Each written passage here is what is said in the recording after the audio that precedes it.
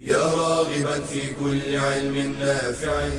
ينمو العلم ويتقدم بتقنياته ومجالاته، ومعه نطور أدواتنا في تقديم العلم الشرعي. أكاديمية زاد أكاديمية ينبوعها صاف ليروي غلة الظمآن.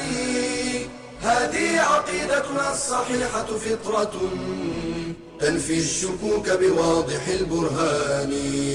بشرى لنا زاد أكاديمية للعلم كالأزهار في البستان.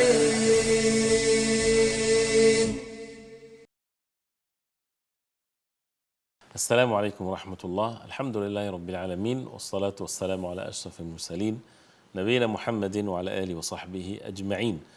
Continuing with the evidences for the existence of Allah subhanahu wa ta'ala, the Lord of the Alameen, which is something that doesn't need really evidences. It's as obvious as the fact that I'm speaking and you're listening.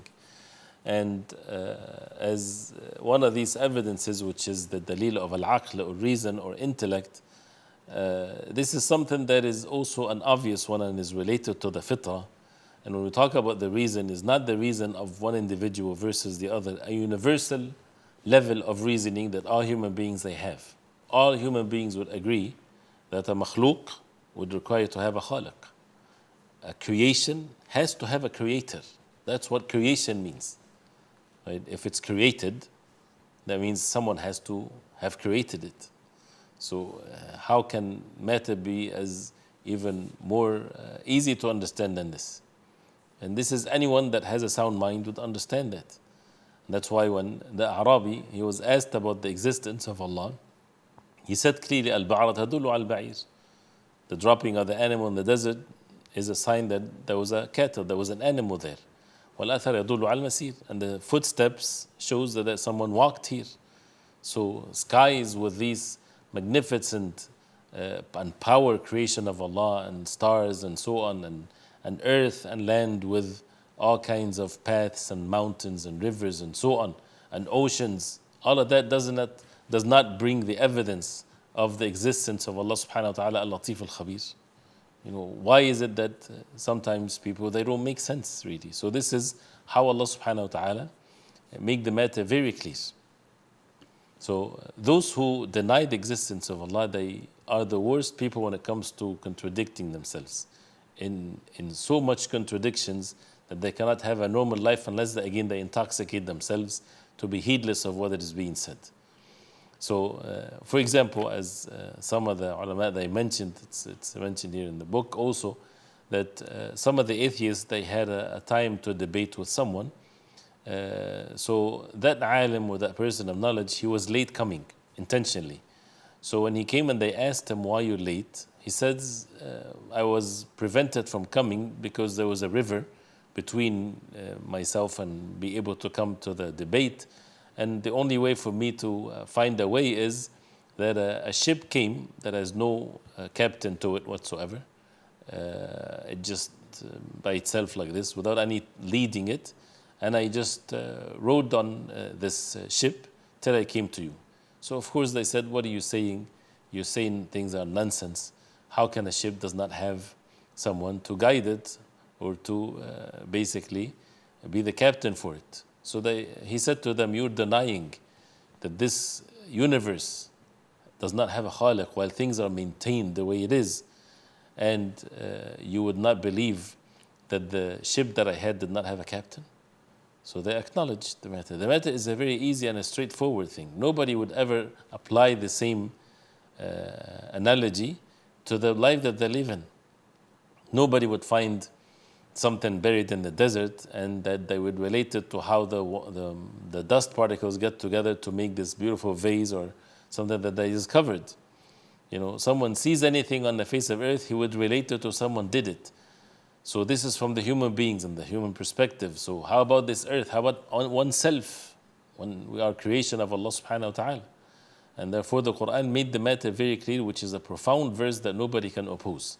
أَمْ خُلِقُوا مِنْ غَيْرِ شَيْءٍ أَمْ هُمُ الْخَالِقُونَ. Have they created from nothing, or are they the creators? Nothing does not create because it's nothing. and they are not the creators, so they are left only with one answer only, which is there is a creator of the heavens and the earth. So this is how the establishing the evidences by necessity, and with reason. Nobody can ever deny this. So this is by Allah subhanahu wa ta'ala. He's the creator of the heavens and the earth. That's why Jubair ibn Mut'im, when he heard this, he said, كَادَ قَلْبِ أَنْ يَطِيرُ. He said, my heart was almost flying away because of how powerful it is. So when someone argued with a believer, you believe in Allah subhanahu wa ta'ala? He says, yes, no doubt. He says, did you see him? He said, no. He said, did you hear him? He said, no. Did you smell him or touch him? He said, no. He said, so how can you believe in him? So he said to him, you're a person of reason? He said, yes. He said, did you see your aql, your place of reasoning? He said, no. He said, did you hear it? He said, no. He said, did you smell it or touch it? He said, no. He said, how can you then claim that you're aql or a person of reason? Not everything has to be seen for a person to believe in it. So also the reflection and to think about matters and to reflect upon it. When a person reflects upon the ayat of Allah, the signs of Allah, the creation of Allah, the heavens, the earth, the stars, all of these, creation of Allah subhanahu wa ta'ala, and everything is in orbit. Nothing is disturbed. Everything is by the power of Allah subhanahu wa ta'ala, who's maintaining this universe in such a powerful way. And when it comes to the earth and the mountains and the rivers and the air that we breathe and the sun and the moon, all of these things, and Allah subhanahu wa ta'ala mentioned in details some of these signs in the Quran and in the Sunnah of the Prophet ﷺ. And the more the person reflect, the more that he would be in state of being amazed of how the creation of Allah subhanahu wa ta'ala, that we cannot even comprehend how it is, how the complexities of things and one thing lead to the other, all by Allah subhanahu wa ta'ala. And when people reflected upon this, as Imam Shafi'i was reported that when he was asked about this, and he says that when you have the cherry leaves, it has the same taste, and with the same taste, but when the worms eat it, comes from it the silk, and when the bees they eat it, comes from it the honey, and when the cattle they eat it, comes as droppings. And when the deers they eat it, comes from it musk. So, and this is one thing. And the same thing with the different food and the different ways that Allah subhanahu wa ta'ala created for us. And this by itself is one of the enjoyable things for a person to reflect in his life upon Allah subhanahu wa ta'ala, upon the ayat of Allah subhanahu wa ta'ala and the signs of Allah subhanahu wa ta'ala. And Allah subhanahu wa ta'ala called us in the Quran to reflect upon our own selves, saying, وَفِي أَنفُسِكُمْ أَفَلَا تُبْصِرُونَ. And in your own selves there are great signs from Allah subhanahu wa ta'ala. And don't you see the miraculous creation of Allah subhanahu wa ta'ala? So we ask Allah subhanahu wa ta'ala to keep our hearts steadfast upon the deen of Allah. And we'll continue inshallah ta'ala next time. وصلى الله وسلم وبارك على محمد وعلى آله وصحبه وسلم. والسلام عليكم ورحمة الله. يا راغبا في كل علم نافع. ينمو العلم ويتقدم بتقنياته ومجالاته، ومعه نطور أدواتنا في تقديم العلم الشرعي.